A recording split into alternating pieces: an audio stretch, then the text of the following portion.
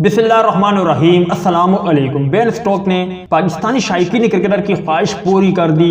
ایسا اعلان کیا یقینی طور پر آپ بھی داد دیے بغیر نہیں رہ سکو گے۔ اگر آپ کو مزید تفصیل جاننا ہے تو اس ویڈیو کو لائک کریں، شیئر کریں، اور اسپورٹ کے حوالے سے کوئی بھی اپڈیٹ آپ بھائیوں نے جاننا ہے تو پھر آپ بھائی اس چینل کو سبسکرائب کر سکتے ہو۔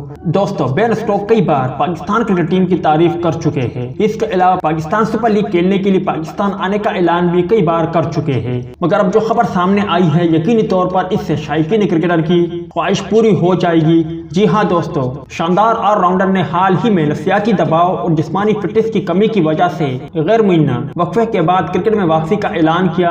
انہوں نے انگلینڈ کے لیے کھیلنے کے لیے اپنی دستیابی کا اعلان بھی کیا اور انہیں ایشز کے لیے قومی اسکواڈ میں شامل کر لیا گیا ہے۔ یہ دیکھنا دلچسپ ہوگا کہ کیا بین سٹوک خود کو فرنچائز کرکٹ کے لیے بھی دستیاب کرتے ہیں۔ پاکستان سپر لیگ کے 7ویں ایڈیشن کا ڈرافٹ بالکل قریب ہے۔ تمام فرنچائز دنیا کے بہترین کھلاڑیوں کو چننے اور ٹائٹل جیتنے والی ٹیم کو جمع کرنے کی کوشش کر رہے ہیں۔